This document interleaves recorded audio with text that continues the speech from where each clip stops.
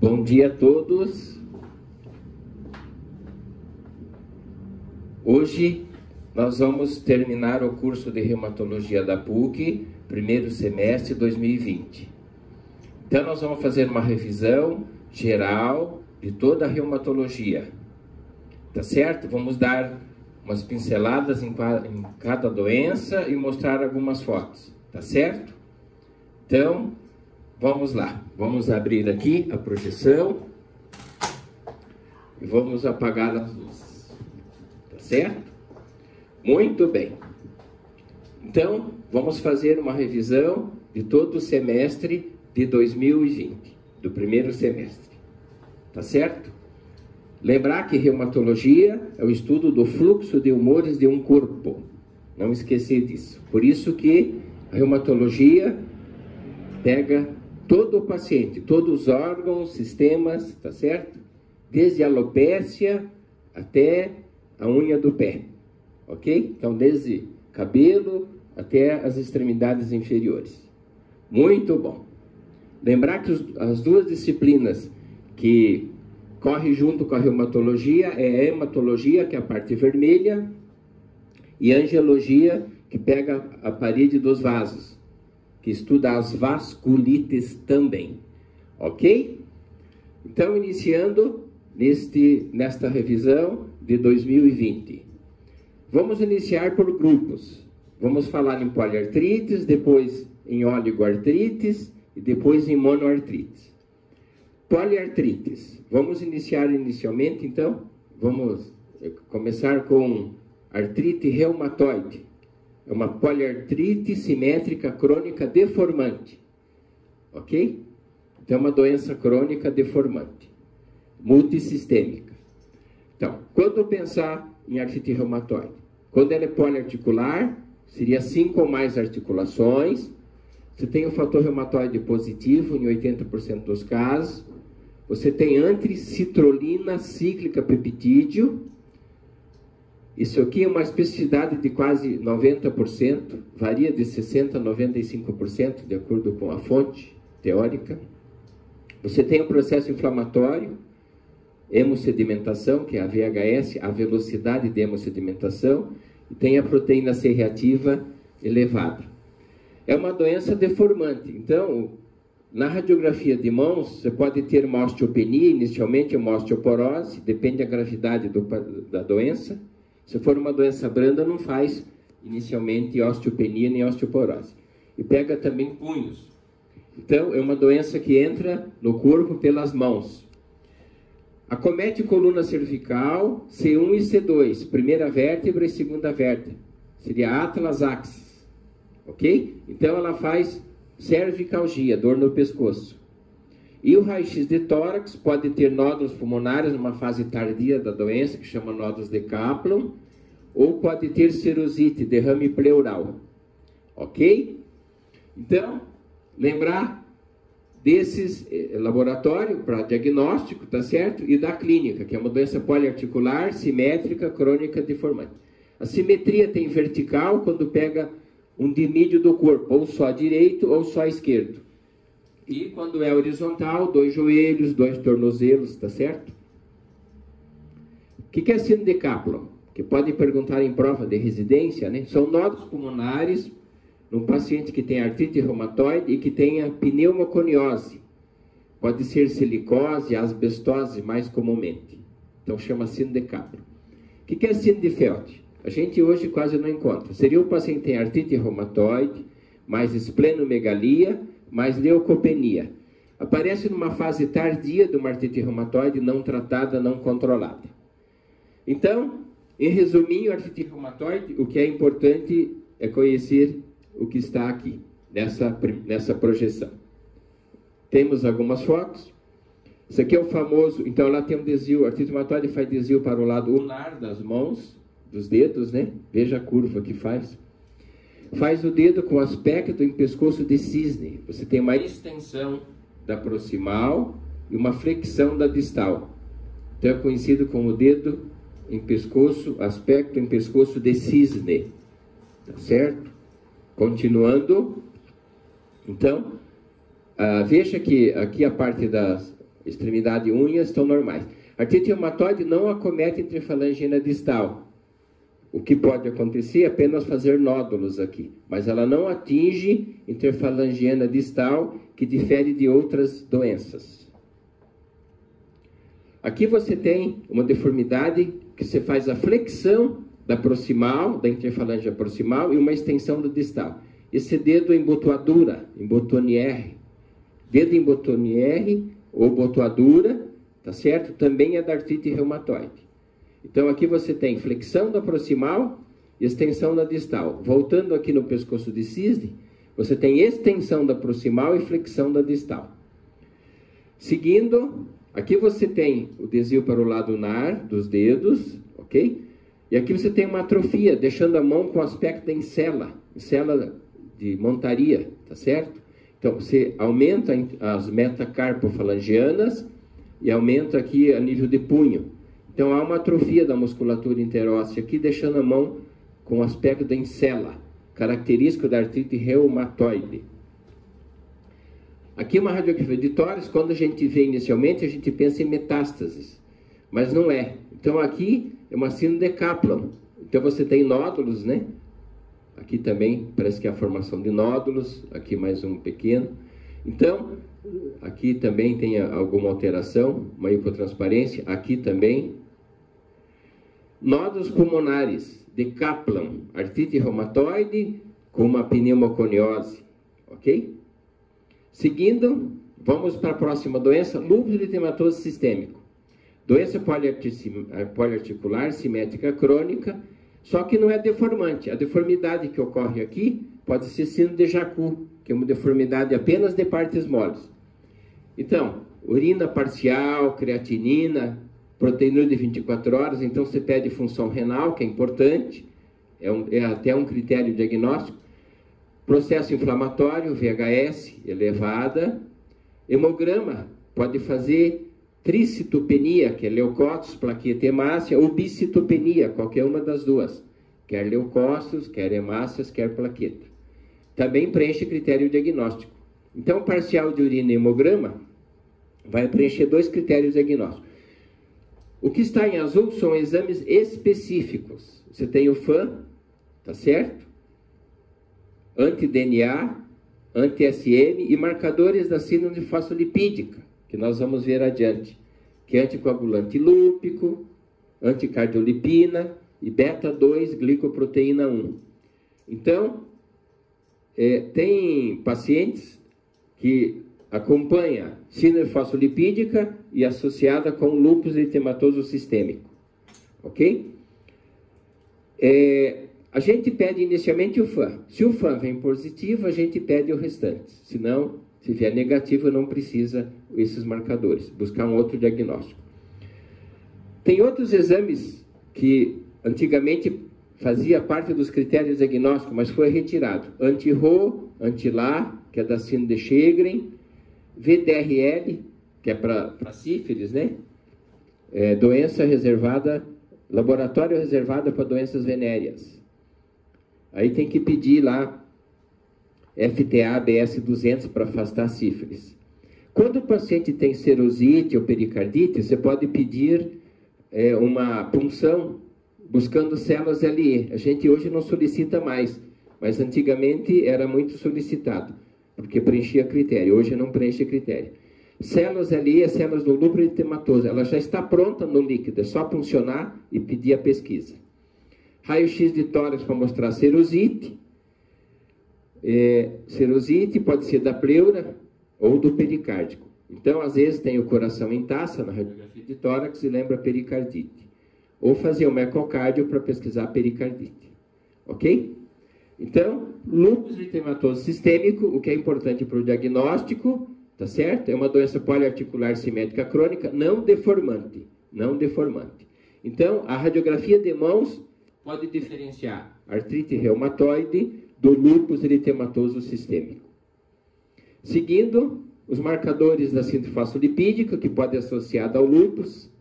Então, IgG e IgM, anticoagulante lúpico, anticardiolipina, anti-beta-2 glicoproteína 1, IgG e IgM. É bom solicitar os 3 porque a chance de encontrar é 30% de cada. Então, pedi os 3 marcadores, não apenas um marcador. Seguindo, vamos aos critérios diagnósticos do lúpus, tem que ter número 4 ou mais dos critérios, tá certo? 4 ou mais. Então, racha malar, lúpus discoide, terceiro, fotossensibilidade, quarto, úlceras orais e nasais, artralgia ou artrite sem deformidade, isso que é importante, anemia, leucopenia ou plaquetopenia, alterações renais, proteinúria, sistema nervoso central pode ser psicose, neoconvulsão, serosite, derrame pleural pericárdico, exame de laboratório, anti-DNA, anti-SM, anticardiolipina. No critério revisado ficaram apenas esses três laboratórios, tá certo? Esses 3 laboratórios. Existe um lúpus induzido por... tem aqui o último, que estava esquecendo, o FAN, fator antinuclear. Então, 4 ou mais critério preenche para lúpus eritematoso sistêmico, ok? Lúpus droga induzido. Quer dizer, tem medicamentos, né? Até omeprazol e nalapril ultimamente entrou na lista. Faz FAM positivo e faz uma doença chamada tipo lupus-like. Se tirar a droga, cura esse lúpus, tá certo? Então, antistona é o laboratório da droga lúpus induzido, ou conhecido como lupus-like, feito por medicamento. O que é a Liebmann-Sachs? É uma endocardite verrucosa não bacteriana que pode acontecer nos pacientes com lúpus. Chama Liebmann-Sachs que descreveu isso. Tá certo? Continuando, o lúpus faz uma queimadura solar especial. Ele poupa o sulco nasolabial. Tá vendo? Aqui não, a queimadura solar não atinge aqui. Ok? Então, poupa o sulco nasolabial. Você não tem queimadura nesse nível. O que difere das outras doenças? Então, ele faz o rash, né? O rash malar, pegando o dorso nasal também. Ok? Muito bom. Aqui a gente vê que tem queimadura, né? Distribuída em toda a face. Vamos à próxima doença. Vírus. O vírus faz poliartrite, só que diferencia do lúpus da artrite reumatoide por não ser crônica. É uma doença aguda, autolimitada. Ok? Às vezes um anti-inflamatório, analgésico, você resolve a situação. Mas dá FAM positivo, ok? Por isso, para o diagnóstico de artrite reumatoide, para usar os critérios, tem que esperar 6 semanas para você afastar vírus, pelo menos. Então, é uma poliartrite simétrica aguda, dura 1 ou 2 semanas, no máximo 3 semanas. É uma doença autolimitada, não deixa a priori deformidade. A não ser a chikungunya, que agora estão descrevendo que pode ter alguma deformidade. O que você faz? O hemograma vai sugerir quando é vírus. Nós vamos projetar o hemograma daqui a pouco. Você vai pedir IgG e IgM para o vírus que você tenha suspeita. Parvovírus B19, rubéola, chikungunya e outros vírus. Lembrar que rubéola, se a paciente for feminina, sexo feminino, e for mãe, ela não deve ter rubéola, porque para pré-natal já tomou a vacina, ok? Então, rubéola é difícil quando é uma artrite, poliartrite aguda e uma paciente feminina que já foi mãe. Então, isso aqui está descartado. Hepatites, nunca esquecer, pedir as transaminases, né? AST e ALT. E daí, se vier alteradas, pedir os marcadores para hepatite B, HBsAg, que é o antígeno de superfície, anticorpo HBeAg, anti-HCV para hepatite C. Muito bem. Seguindo, então, vírus é uma doença autolimitada a priori. Aqui você tem uma criança que tem um eritema na face. Isso chama face embofetada.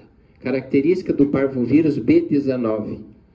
É um racho um pouquinho em renda também, ok? Tem locais aqui que fica pálido, né? Esse é o famoso racho em renda. Então você tem como se fosse uma renda, né? Uma renda de tipo toalha de mesa, que tem aquelas fenestrações, ok? Então, é isso que característico também do parvovírus B19. O racho do parvovírus dá mais na criança.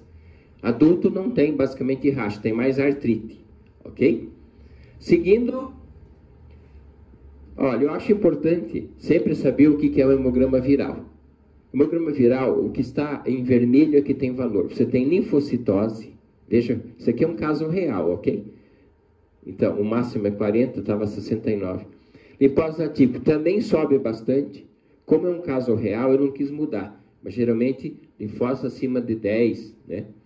Monócito também faz monocitose. Aqui deu 8 só. Mas geralmente acima de 10 também. Então, o vírus faz linfocitose, quer atípico, quer o típico, né? Faz monocitose e faz neutropenia. Veja os neutrófilos. Neutropenia, diminui. O normal 40 a 70, que deu 23. Então, valorizar o que está em vermelho é típico de vírus. Isso aqui é uma coluna normal do hemograma. Como é um caso, veja que não mudou os leucócitos. Como é um caso real, não quis mexer. Outro caso real, só que bacteriano. Tá certo? Bacteriano. Então, você tem leucocitose, eosinófilos desaparece. Quando você trata o paciente com antibiótico, começa a aparecer eosinófilo, é conhecido como células da cura. Então, é um bom sinal. Linfócito, quanto mais próximo de zero, mais grave é a doença, a infecção. Então, aqui estava bem importante essa infecção. Bastonete sobe, né, acima de 10 também, que é importante. Aqui está menor que 6, o normal, mas pode considerar até 10. E os neutrófilos também sobem. Veja, acima de 70, deu 92. Então, valoriza bacteriano que está em vermelho. Vamos retroceder aqui. Então, viral, linfocitose, monocitose, neutropenia. Aqui você tem leucocitose, eosinopenia, linfocitopenia, bastonetose e neutrofilia. Neutrófilo, quando aumenta a neutrofilia. Então, diante de uma doença, não sabe se é viral ou bacteriana, o hemograma te ajuda. Ok? Muito bem. Então, de poliartrite seriam essas doenças resumidamente. Seguindo, nós vamos agora às monoartrites. Monoartrites agudas e crônicas. Lembrar que aquela pérola, né, que foi iniciada no início do curso, foi ministrada no início do curso. Monoartrite aguda é igual a agulha, então você faz sempre punção. E monoartrite crônica você faz biópsia da sinovial. Falando em artrite, não estamos falando em outra doença, tem que ter sinovite, que é sinônimo de artrite. Então, sinovite aguda, articular, né? Porque tem sinovite do tendão, chama tenossinovite. Então, fazer punção. E na crônica, fazer biópsia. Quando é crônica? Mais de 6 semanas, né? Na reumatologia, crônica é mais de 6 semanas. Aguda, menos de 6 semanas. Vamos seguir. As 3 causas de monoartrite aguda. Cristais, seria gota e pseudogota. Infecciosas e trauma. Ok? Então, vamos lá. Gota é feita pelo ácido úrico, então chama monourato de sódio. Então, o agente causal da gota é o ácido úrico, que é conhecido como monourato de sódio. A pseudogota chama falsa gota, porque antigamente pensava que era tudo monourato de sódio. Aqui não. Quando você funciona, você tem pirofosfato de cálcio. Isso é importante porque ele é radiopaco, e o ácido úrico, que é o monourato de sódio, é radiotransparente. Então, gota, uma doença aguda, geralmente pega a primeira metatarsofalangiana, chama podagra. Podo é pé, agra é armadilha, armadilha que pega o ser humano pelo pé. Hiperuricemia é laboratório, é ácido úrico elevado, tá certo? Acima de 9, de modo geral. E condrocalcinose é calcificação da cartilagem vista pela radiografia ou por um outro exame de imagem, tomam ressonância. Então, são conceitos elementares fundamentais para saber o que é gota, pseudogota.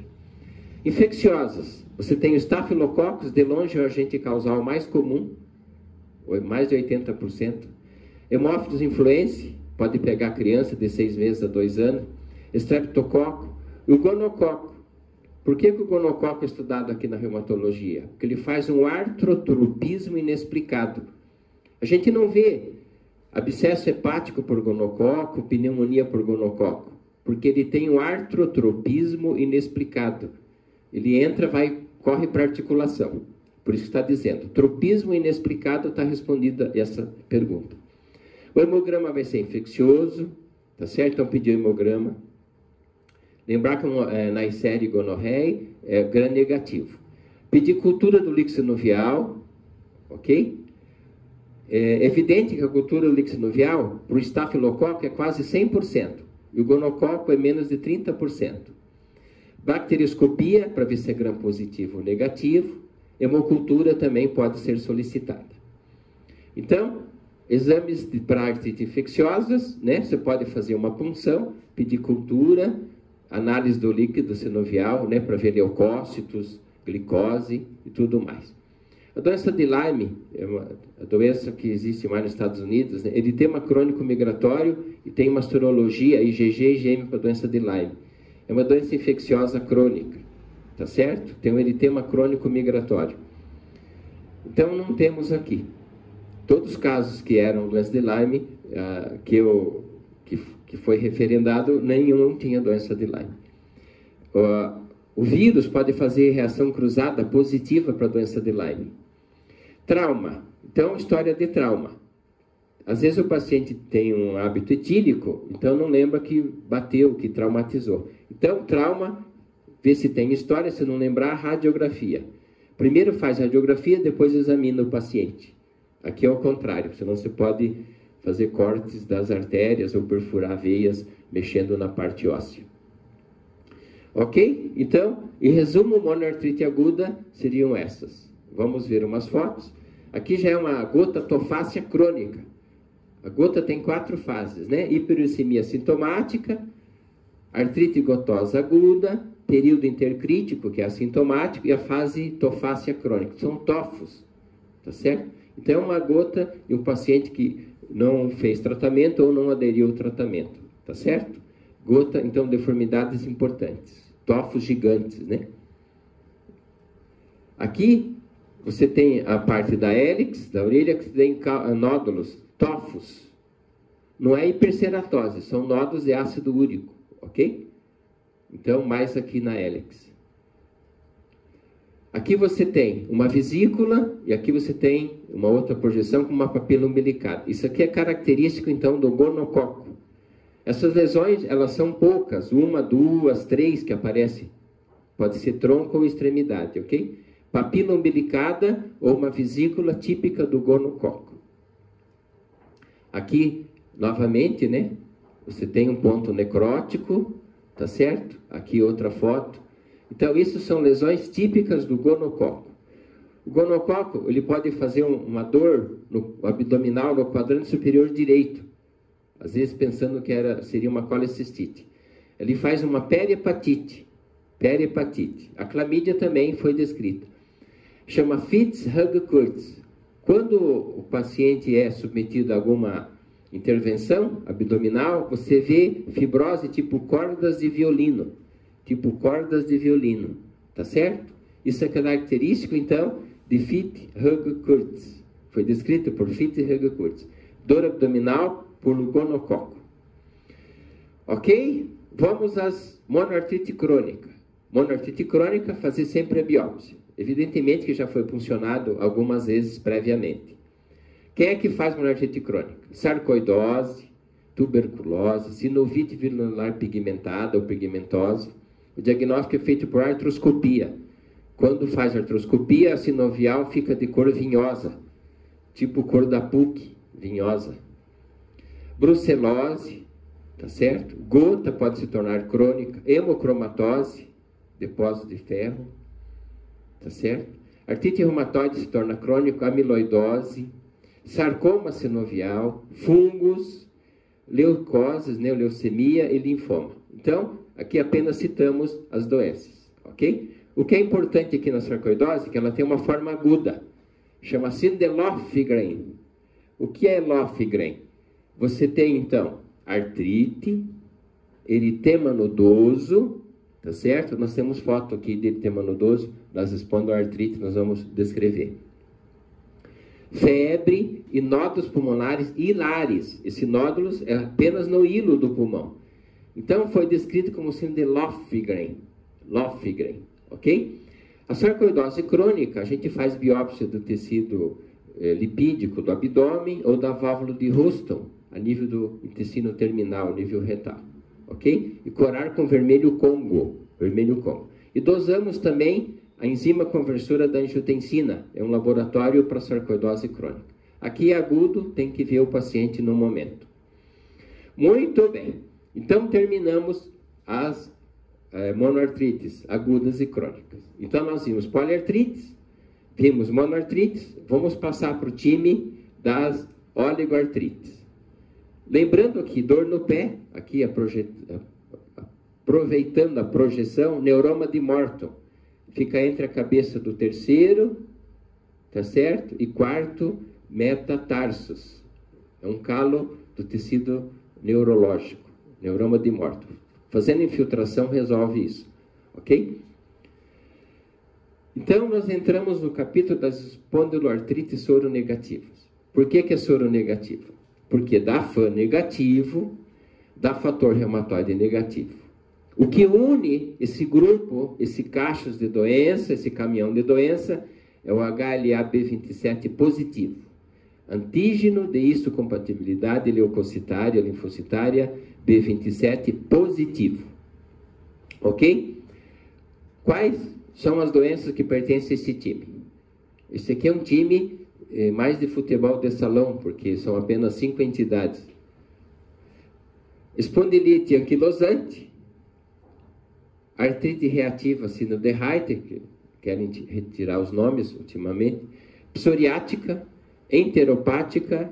Quando não fecha diagnóstico, você põe o nome de espondiloartrite indiferenciada, que com o tempo vai aparecer uma lesão de pele e ser uma psoríase, tá certo? Ou pode pensar acometimento de sacroiliaca bilateral, se aparecer sacroiliite bilateral, pensar em espondilite, então, anquilosante. Então, o que essas doenças fazem? Então, nós vamos descrever em conjunto o que elas fazem no paciente, o que pode apresentar, ok? Lembrar que espôndilo quer dizer vértebra. Então, espôndilo, vértebra. Então, todos os pacientes fazem lombalgia, tá certo?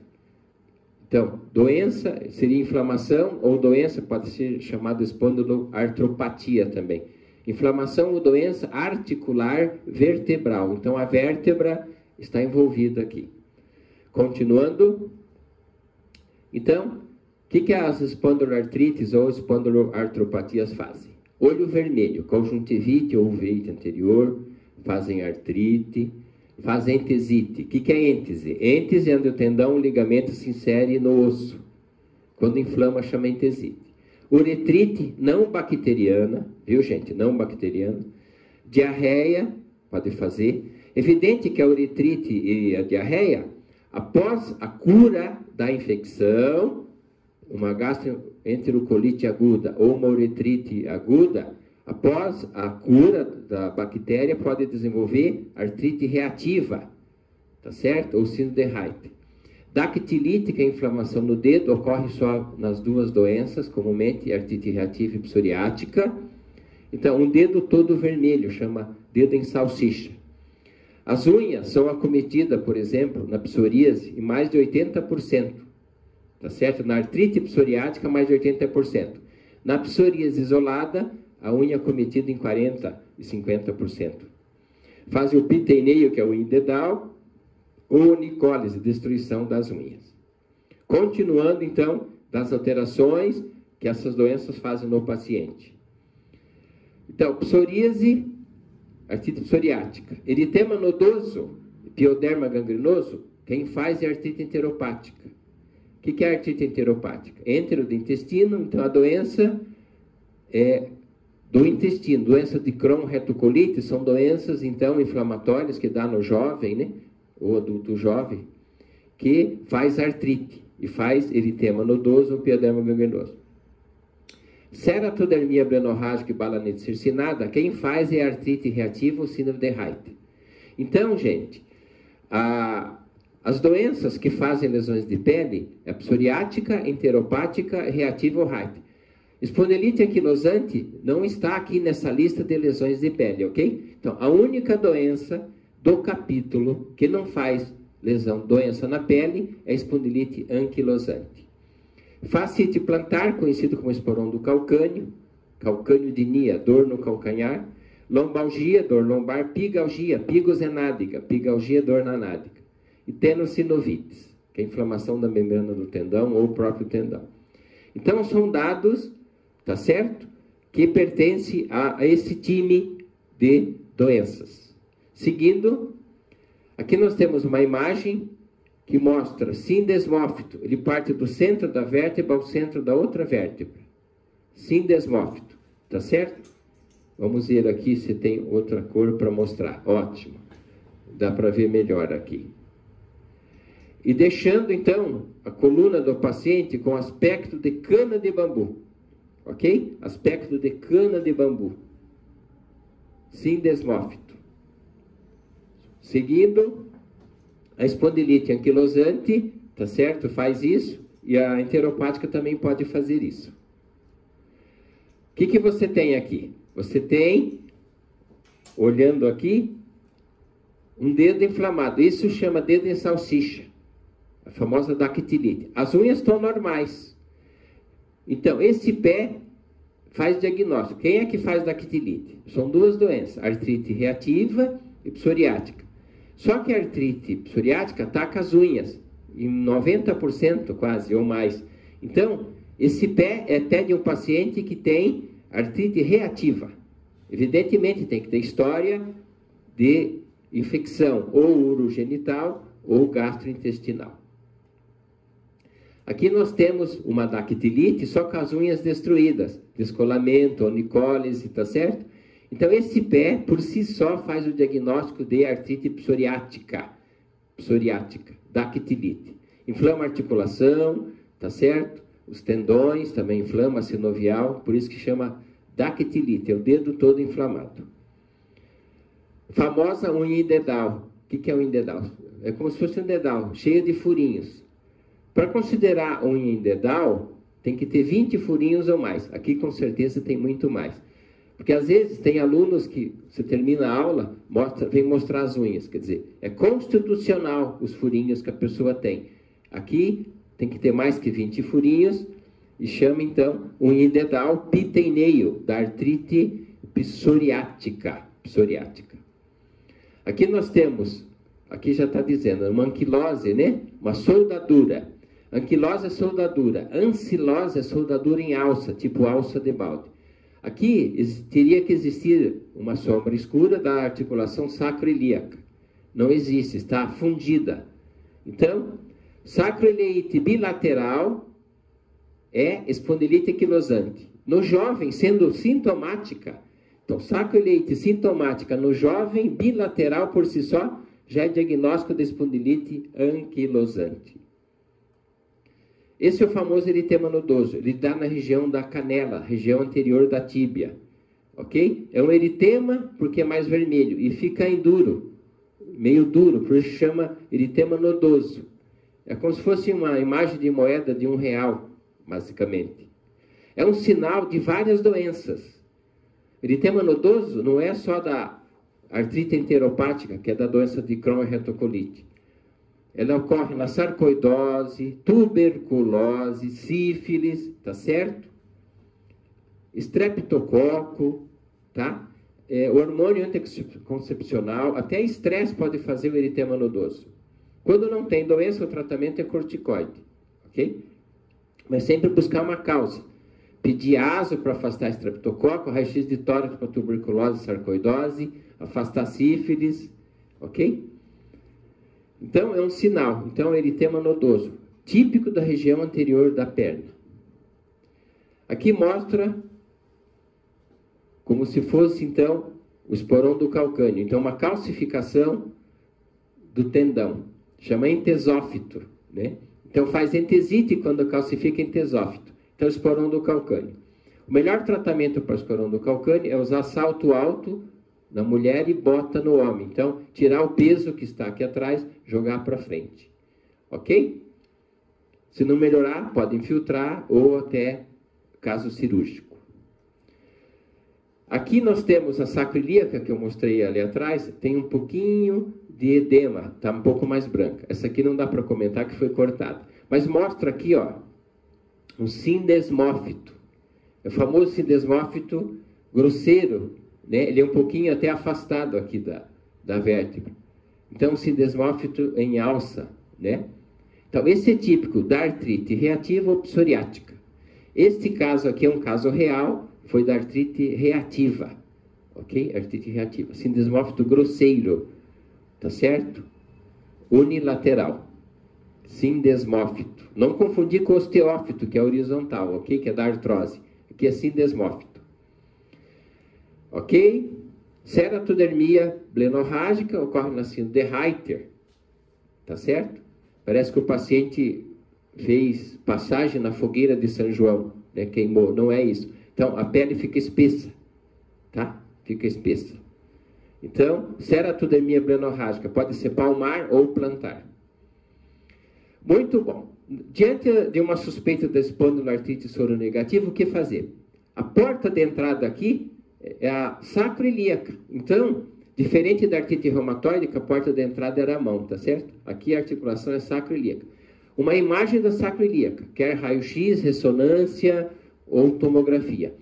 Numa doença inicial, o melhor é a ressonância magnética ou a cintilografia, que mostra edema ósseo. Tomo e raio-x não mostra, inicialmente.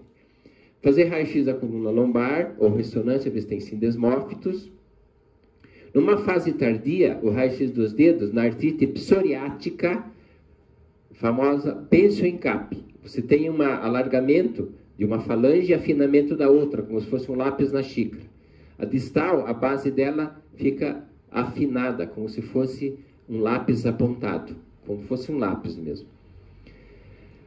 Numa fase crônica, a espondilite anquilosante faz quadratura vertebral. A vértebra é côncava nas 4 faces. Chama moldura, né? Moldura de retrato. Deixa a vértebra como se fosse moldura de retrato. O oftalmologista é importante fazer uma luz de fenda para observar se tem uveíte, né? Pedir exame que mede inflamação. O HLA-B27, nessas doenças entre si, pode dar positivo em todas. Mas o que mais dá positivo, então, é a espondilite anquilosante, mais de 90%. A psoriática já dá 15%, 10%, então é muito mais difícil. Fator reumatoide negativo, é bom solicitar, porque é um critério diagnóstico da artrite psoriática, exige para critério diagnóstico fator reumatoide negativo. Lembrar que o ácido úrico, numa psoríase extensa de pele, ele dá elevado. Então, pode ser pegadinha de prova, né? Ácido úrico relaciona com psoríase, não só com a gota, tá certo? Não só com a gota. Tanto é que na fase aguda da gota não tem muito valor o ácido úrico, pode estar normal, diminuído ou aumentado. Mas a pele tem que ser extensa, a lesão de pele extensa, aí aumenta o ácido úrico. Muito bem, terminamos então as oligoartrites ou chamada espondiloartrites. Então, oligoartrites, que é espondiloartrites, é 2, 3 ou 4 articulações acometidas. Poli seria 5 ou mais e mono, não precisa nem falar, ok? Seguindo, reumáticas da infância. Que doenças a gente ministrou que acomete as crianças, tá certo? Então, você tem algumas doenças que acomete a criança, tá certo? Espera um pouquinho que eu estou em aula. Vamos prosseguir então aqui. Infecção, ok? Pode acontecer, geralmente é monoarticular. Dor de crescimento, é uma dor que dá, tipo assim, calcâneo, próximo ao joelho, tá certo? Nas epífises, né? Leucemia ou leucose. Febre reumática, que é estudada na cardiologia, né? Ela lambe a articulação e morde o coração. Então, a deformidade maior é no coração. Osgood-Schlatter é uma necrose acética da tuberosidade da tíbia. Também dá em adolescente, a nível de 10 a 15 anos, 13 anos. Então, são doenças próprias da infância. Artrite crônica juvenil idiopática, já está dizendo, é uma artrite crônica que não tem causa, idiopática, ok? Então, você não tem uma causa. Então, o que é importante, que foi ministrado, vai ser basicamente artrite crônica juvenil e febre reumática. A artrite crônica juvenil, ela divide em 3 subgrupos. Sistêmica, chamada doença de Still da criança.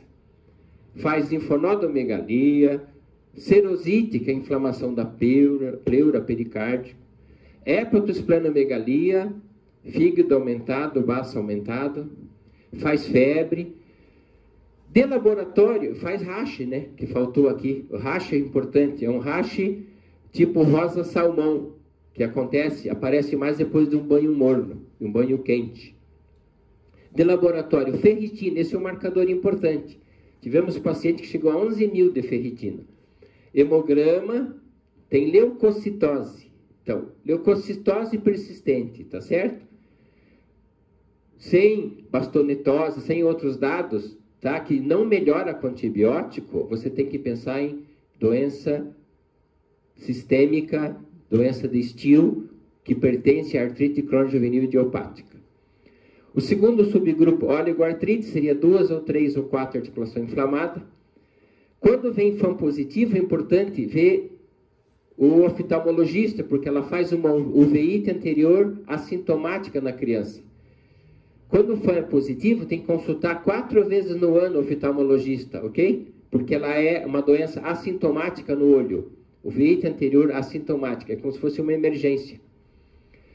E temos uma forma poliarticular, fator reumatoide positivo, que seria mais grave, e fator reumatoide negativo, que seria menos grave. Então, seria então artrite crônica juvenil, sistêmica, oligoarticular e poliarticular. Febre reumática, doença da infância.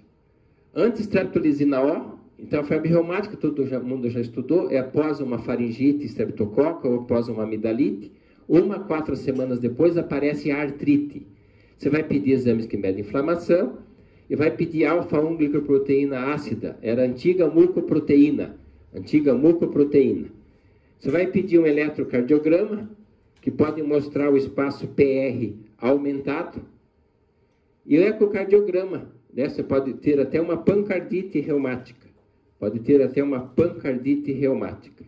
Ok? Então, eletro e ecocardiograma.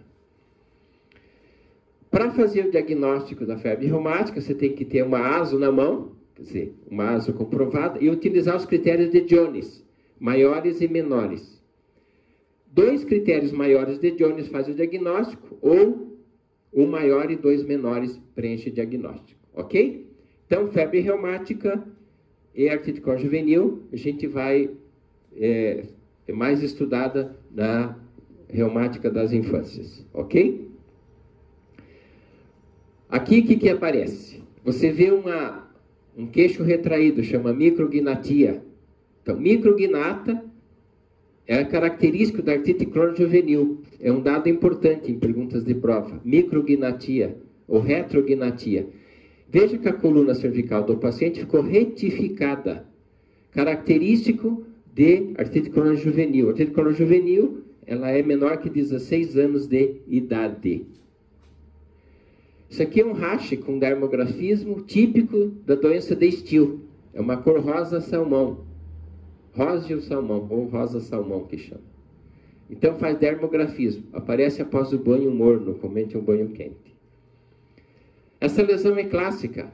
É um eritema que dá na margem. Então o nome já está dizendo. Eritema marginato pode ser aberto ou pode ser fechado, basicamente fechado. Eritema marginato, então, é um critério, né, maior de Jones, da febre reumática.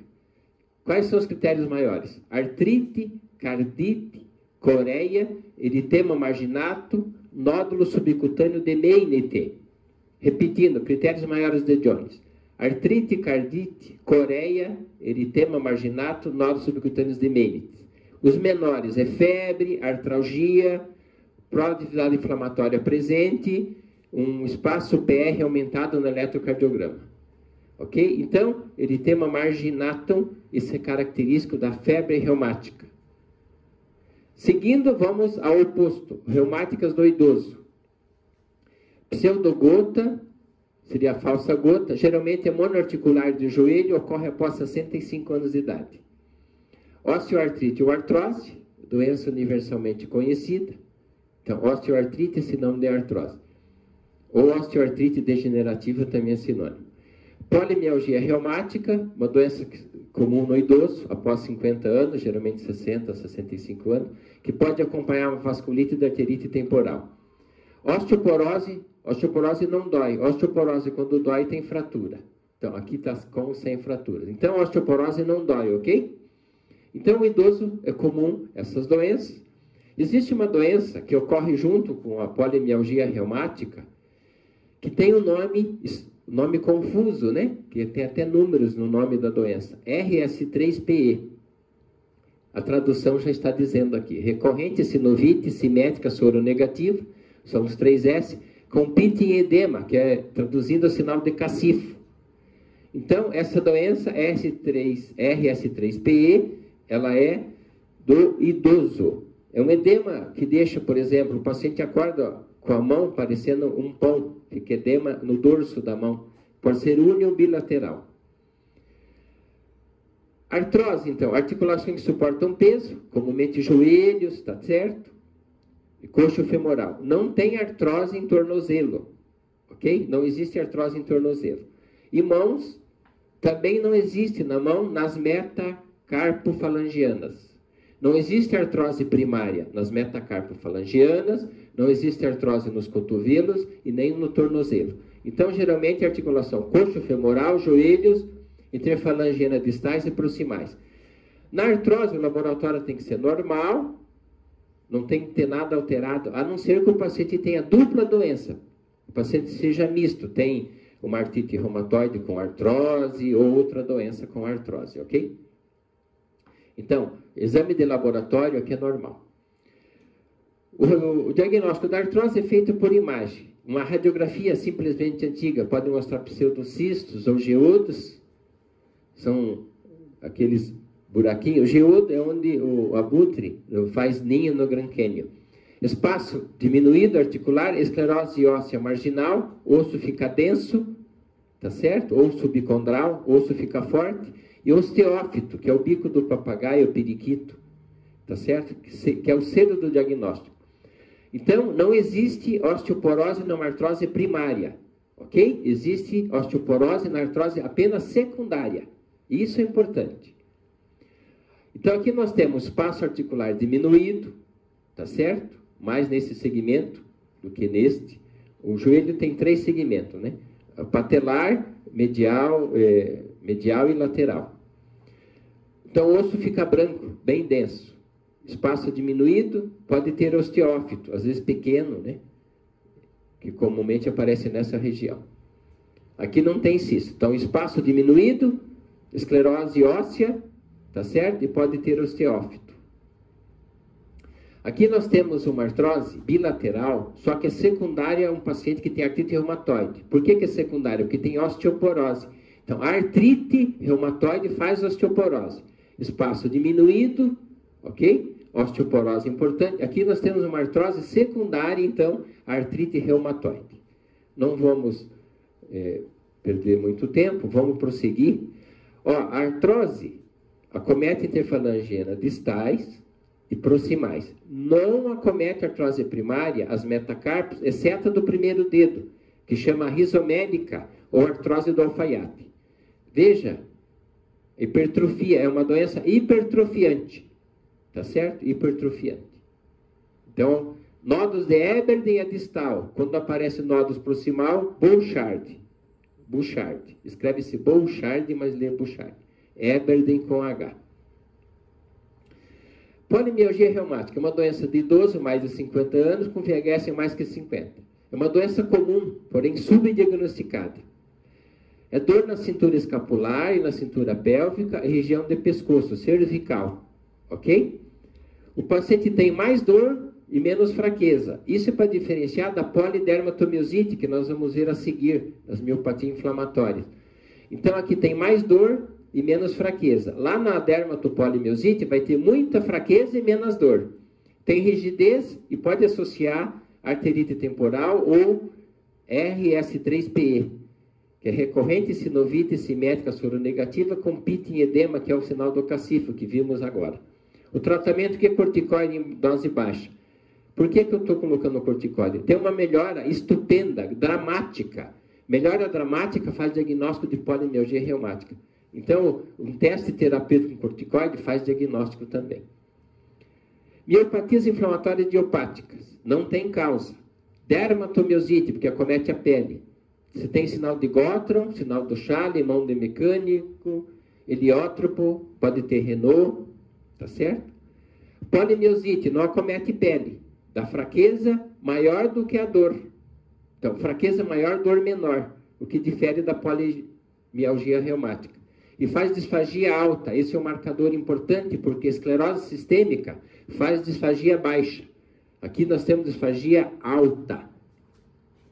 Exames, então. Polidermatomiosite. Você vai pedir CPK, DLH, são as enzimas, né, musculares, creatinofosquinase, deshidrogenase lática, transaminase, né, glutâmia oxalacética sérica, aldolase, anti-Jo1, pode preencher lá na síndrome que existe, antissintetase, é um subgrupo, né, síndrome antissintetase das miopatias.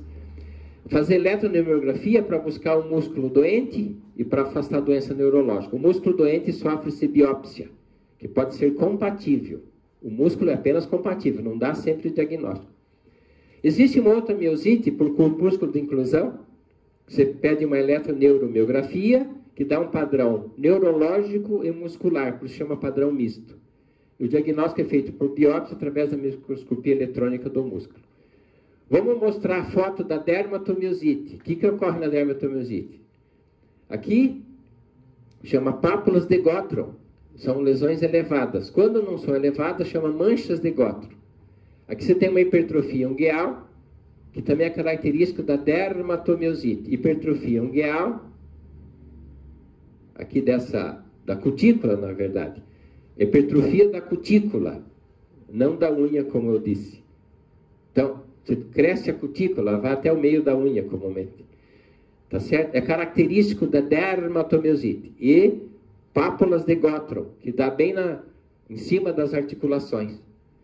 Polpa, geralmente aqui esse espaço, ok? Interarticular, interfalange distal e proximal, polpa. O famoso heliótropo. O heliótropo e Gottron é patognomônico da dermatomiosite.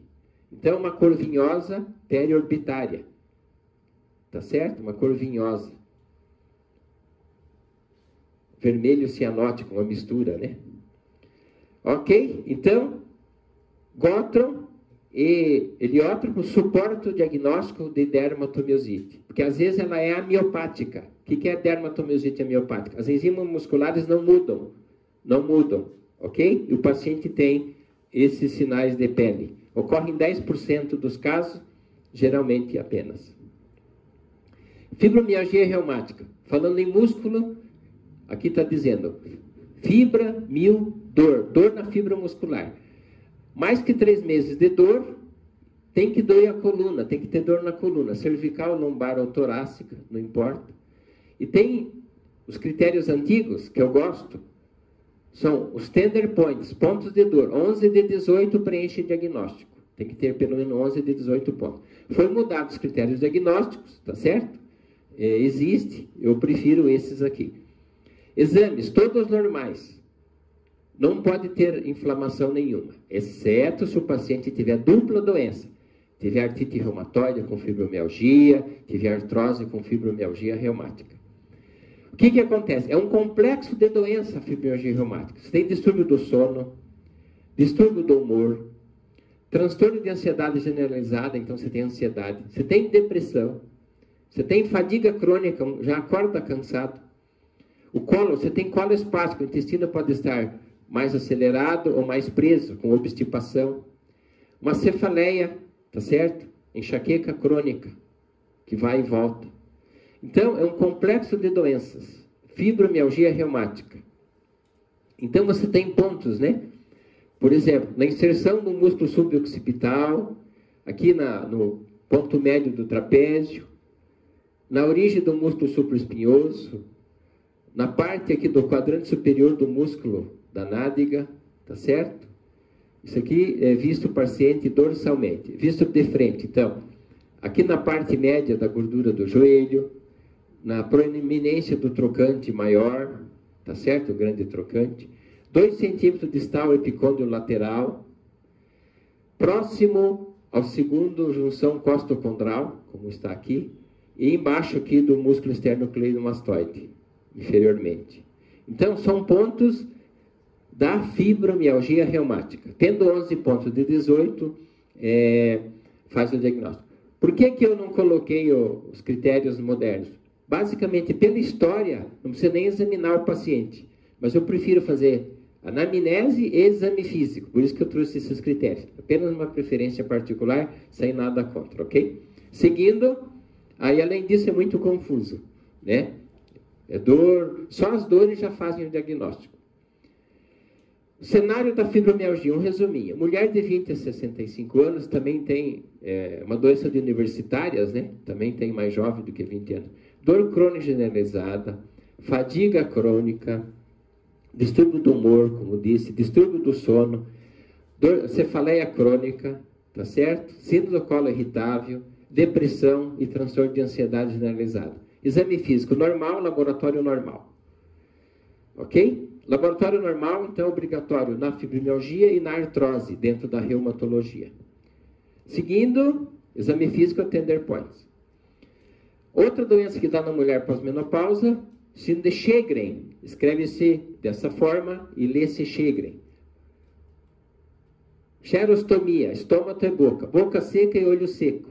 Pode sobrepor artrite reumatoide em 30% dos casos. De laboratório você tem anti-SSA-RO, anti-SB-LA. Isso é um laboratório que existe na Sjögren. A biópsia labial glândula salivares faz o diagnóstico de Sjögren. Ok? Seguindo, nessa revisão, síndrome SAFO. SAFO, que está em amarelo aqui, ó. É a abreviatura de sinovite, acne pustulosa, hiperostose e osteite. Então, síndrome SAFO seria isso. Geralmente a articulação que acomete é externoclavicular, os casos que a gente encontrou. Síndrome SAFO. Não tem nada a ver com síndrome fosfolipídica, que é outra coisa, ok? O que acontece na síndrome SAFO? Você pode ter aumento da parótida, pode ter atrofia da parótida até 50% dos casos. Então tem que ver o que o paciente apresenta. Ela pode inflamar e depois atrofiar. Síndrome fosfolipídica, não confundir com SAFO. Seria fenômenos tromboembólicos hemorrágicos, aborto repetidos, livedo reticular e trombocitopenia. Plaquetas diminuídas, livedo reticular, nós vamos mostrar a foto, é uma venulite, na verdade, né? Abortos repetidos, ou hemorragia arterial ou venosas, fenômenos tromboembólicos, ou tromboses, né? Arteriais e venosas. Exames: anticardiolipina, anticoagulante lúpico, anti-beta-2, glicoproteína 1. Um dado clínico e um dado de laboratório sustenta o diagnóstico. Quando ocorre na gestante, não pode usar anticoagulante, tem que fazer Clexane todo o tempo de gestação e usar aspirina, para não ter infarto da placenta, ok? Ou perda. Isso é livedo reticular. É uma dilatação pós-capilar, que você tem uma úlcera, né? E tem uma dilatação aqui da parte venosa. Livedo reticular é isso. Ok? Isso aqui é síndrome fosfolipídica associada a lúpus. Foi amputado aqui, esse pé. O paciente de 20 e poucos anos de idade que tinha lúpus com síndrome fosfolipídica.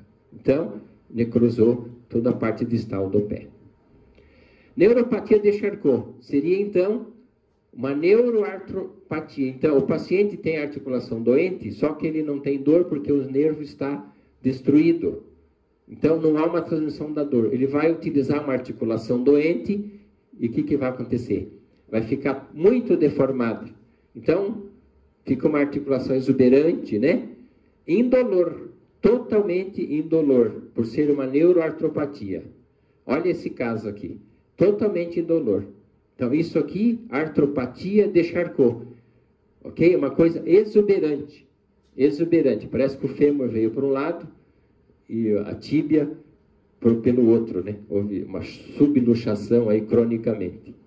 Então, é uma articulação monstruosa de tamanho, né? O que é doença mista tecido conjuntivo? É quando não preenche critério diagnóstico no paciente que tem um pouquinho de lúpus, algo de esclerose sistêmica e algo de dermatomiosite. Então, soma os dados de lúpus, esclerose sistêmica e dermatomiosite. E não preenche critério diagnóstico. E é exigido 100% anti-RNP, antirribonucleoproteína. Então, o anticorpo, o laboratório tem que estar positivo anti-RNP. Chama doença mista tecido conjuntivo. O que é síndrome de sobreposição? É quando o paciente tem a clínica de cada doença e o laboratório de cada doença. Nele mesmo, não só paciente. Então, e tem que preencher o critério do Colégio Americano de Reumatologia de cada doença. Por exemplo, nos Estados Unidos você tem lúpus, artrite reumatoide com lúpus, ok? Então, a síndrome de Sjögren com artrite reumatoide tem que preencher critério para ser sobreposição. Seguindo, esclerose sistêmica. Ela divide, então, o nome está dizendo, esclerose, deixa fibrose e dura a pele do paciente ou órgãos, né? Cutânea sistêmica vai dar um laboratório chamado anti-SL70. Cutânea limitada, anticentrómero, chamada CREST. CREST é calcificação, Renault, esôfagopatia, esclerodactilia e telangiectasia. E tem uma forma localizada na pele, tá certo? Pode ser linear, chamado golpe de sabre, ou em placa. Sabe aquela foice que os romanos curvas que lutavam antigamente na guerra? Ou morfeia. Placas ou morfeia sinônimo. Esclerose sistêmica, quando é sistêmica, pega tronco. Quando é limitada, é após o punho ou após o cotovelo, de acordo com a classificação que já foi ministrada. Você tem Renault, a doença que mais faz Renault é esclerose sistêmica. A segunda é lúpus, a terceira é dermatomiosite. Renault, fazer capilaroscopia, para você ver alterações dos vasos, dos capilares, tá certo? Esclerodactilia, pertence à clínica, que também é critério diagnóstico. Scar pitens, úlceras, tá certo? Ou mordidinha de ratos do dedo. E fibrose pulmonar bibasilar. Então, são dados clínicos que também preenchem critério diagnóstico da esclerose sistêmica. O que acontece aqui? Você tem uma boca pequena, chama microstomia. É característico da esclerose sistêmica. Boca de peixe. Tem as pregas e tem telangiectasias. Pode vir aqui, ó, tem eritemas. Microstomia com telangiectasia lembra CREST, tá certo?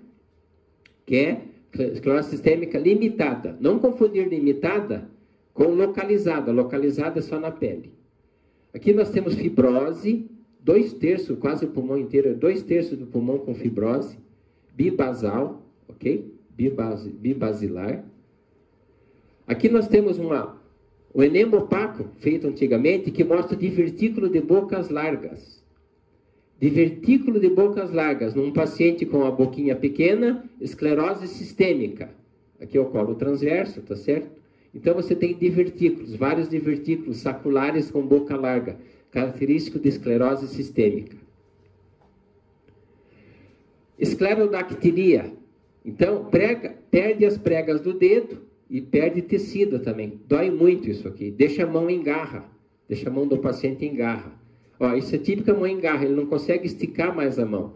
E perdeu as pregas aqui em cima das falanges. Tá certo?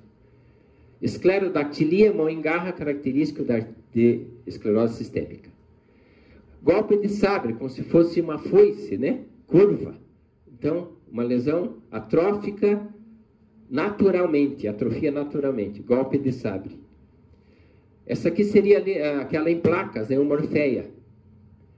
O que caracteriza a lesão da esclerose sistêmica? Ela pode ser sal em pimenta, pode ser leucodérmica, que é branco, ou melanodérmica, que é escura, ou leucomelanodérmica, associar as duas, que é característico. E para terminar, nós vamos revisar rapidamente, muito rapidamente, as vasculites, que nós já ministramos 2 aulas passadas, né? Vasculite de grande vaso, arterite de células gigantes ou temporal, que é sinônimo, mulher idosa com inflamação, acompanha polineurgia reumática, cefaleia recente, cegueira fugaz, claudicação de mandíbula. A biópsia da artéria temporal é que faz o diagnóstico, tá certo? E mostrar um exame de imagem antes para fazer a biópsia. Então, cegueira fugaz, arterite de células gigantes, doença de idoso. Arterite Takayasu, também é de grandes vasos, doença sem pulso, ou pulso ausente ou diminuído, sopro em carótida subclávia, mulher jovem, a pressão arterial difere do braço direito do esquerdo em mais que 10%. Exames da imagem ajudam no diagnóstico, tá certo? Uma ortografia, por exemplo, uma angiotomografia, angiorressonância. Ecodoppler, arteriografia, angiorressonância, angiotomo, mostrando da aorta e seu ramo. Você vai pedir esses exames para fazer diagnóstico. Esses vasos você não faz biópsias na aorta, faz biópsia no couro cabeludo apenas para células gigantes. Ok?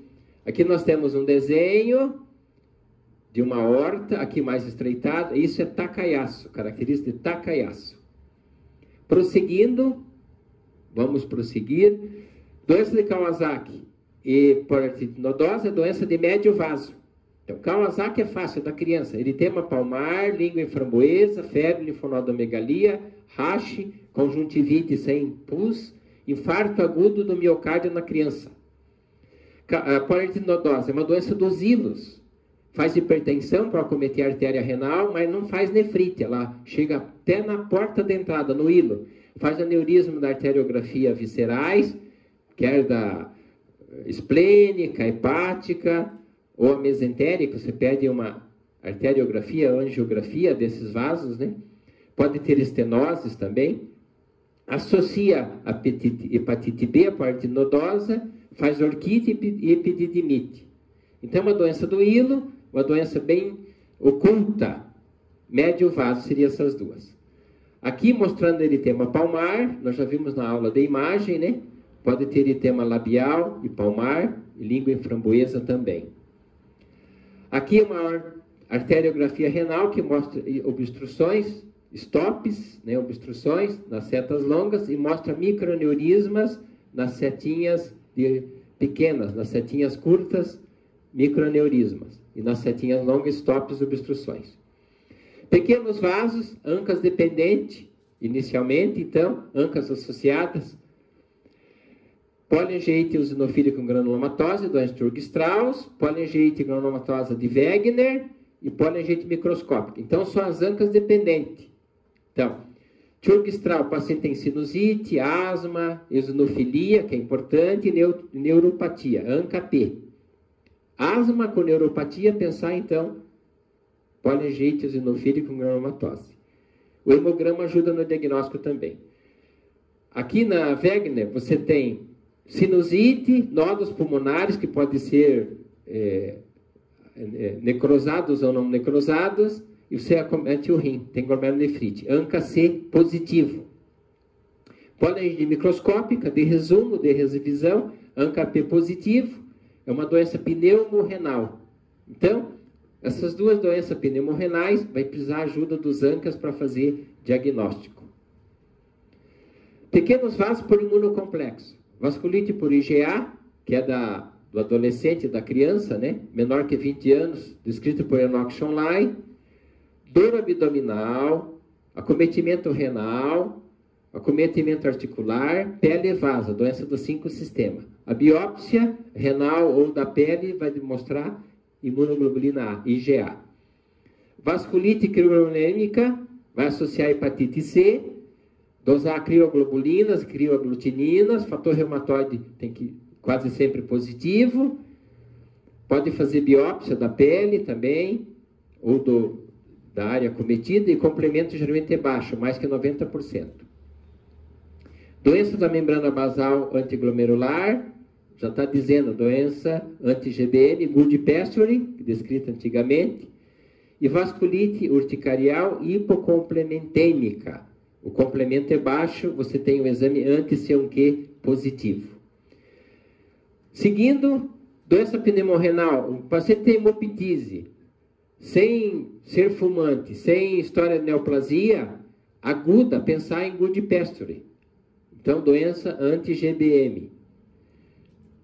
Então, glomerulonefrite, o paciente apresenta, então, hemoptise com glomerulonefrite. Anti-GBM, biópsia renal, homem jovem. Aqui nós temos uma foto, uma imagem que mostra púrpura em membros inferiores numa paciente jovem, menor de 20 anos de idade. Geralmente essas púrpuras são plaquetas normais e inferior ao quadril. Então, IgA, doença de IgA.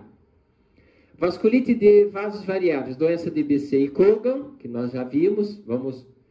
BC é úlcera oral e genital repetida, cegueira ocular e patergia.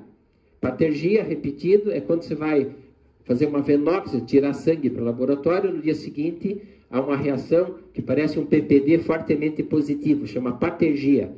É uma hiperreação do organismo. De exame você tem HLA-B51 e tem o ASCA, que é usado igualmente na doença de Crohn.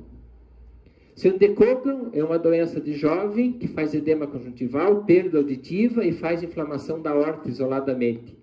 É um oftalmo audiovestibular e aortite, em resumo. Pode ter púrpura, pode ter fígado e baço aumentado, hepatosplenomegalia. Anticorpo para HSP70 positivo, heat shock protein, 90% dos casos. Vasculite de órgão único, angiite cutânea leucocitoclássica, que é aquela antiga vasculite de hipersensibilidade, foi então mudado no consenso de Chapel-Hill recentemente. Poeira leucocitária não específica e você pega na biópsia. Vasculite primária do sistema nervoso central é uma doença de exclusão, é médio vaso, tem cefaleia, né? Você faz angiografia, examina o líquor e pode fazer biópsia da leptomeninge. Então, é um diagnóstico de exclusão. A artrite isolada e a artrite cutânea também são diagnósticos de exclusão, que não vai ser comentado nessa revisão. Considerações finais. Então, vamos primeiro, quando pensar em vasculite, então, depois de uma boa anamnese, de um bom exame físico, buscar no exame físico púrpura de pele, mononeurite múltipla, que eu já expliquei, é um nervinho de vários plexos, cervical, sacral, lombar, braquial, e doença pneumorrenal em conjunto, na mesma semana do paciente, no mesmo doente, na mesma semana. Laboratório inicial tem que ter anemia VHS. Então, eu vou pensar em vasculite quando o paciente tem isto de exame físico, púrpura, mononeurite, doença pneumorrenal, e tem anemia com VHS elevado. Não é nada específico, mas eu preciso para pensar em vasculite aqui também. Aumento das plaquetas, também tem todas as vasculites. Quem faz síndrome pneumorrenal aguda, ou pneumorrenais agudas, não é só as duas vasculites que a gente estudou. Poliangiite glomerulomatose, doença de Wegener, e poliangiite microscópica, doença da membrana basal antiglomerular Goodpasture, leptospirose aqui no Brasil, lúpus e poliangiite eosinofílica glomerulomatose, Churg-Strauss. Então, pneumorrenal, mais comumente são essas doenças. Então, eu vou utilizar os ANCAs, né? ANCA-P, ANCA-C, anti-GBM. Vou pedir todos esses exames para fazer diagnóstico. O que é importante lembrar das vasculites, foi falado isso em aula, a gente fez um resuminho aqui. Então, vamos ficar aqui desse lado para a gente explicar. 13 anos com dor abdominal, púrpura de membros inferiores, doença por IgA, ok? Mulher 70 anos com cefaleia, cegueira fugaz, polinealgia reumática, febre, anemia, pode fazer biose artéria temporal, então artéria temporal de células gigantes. Mulher 39 anos com sopro em carótida, em subclávia, não importa. A ortografia usa para exame, Takayasu. Orquite, angiografia de mesentérica, hepatite B associada, poliarterite nodose. Menino de 5 anos com eritema palmar, língua em framboesa, raste, febre de 12 dias, linfonodomegalia, Kawasaki. Asma, mononeurite e eosinofilia, o nome já está dizendo aqui, ó, ANCA-P. Então, granulomatose eosinofílica com poliangiite, Churg-Strauss. Sinusite, ANCA-C, otite, nós pulmonares, doença de Wegener, poliangiite com granulomatose. Hepatite C, complemento diminuído, fator hematóide positivo, crioglobulinêmica. úlceras orais, genitais, HLA-B51, patergia, BC, glomerulonefrite com lupitise, polengite microscópica, da ANCA-P positivo. E a outra já está dizendo o diagnóstico, glomerulonefrite com lupitise, anti-GBN, good pestro. Então, isso seria supra-sumo, né, o néctar que está sobrando das vasculites. Continuando, para a gente terminar, a apresentação das vasculites e as doenças reumáticas do seu paciente depende do estádio da doença. Então, acho que já viram também essas fotos. Cada médico tem uma visão do doente. Um médico pode ter a visão como se fosse dessa árvore, um segundo médico da mesma árvore ter uma outra visão, um terceiro médico, tá certo? O mesmo paciente, a mesma árvore aqui como analogia, e o último médico também viria desta forma. Então, a gente termina o curso de reumatologia hoje. Espero que vocês tenham aprendido algo, né, com tudo isso que foi colocado, e não esquecer da reumatologia, que ela está no corpo inteiro do paciente, tá certo? Após a reumatologia, a medicina vai ficar mais fácil para todos vocês, porque vocês vão estudar órgãos em partes. A reumatologia estuda o corpo todo.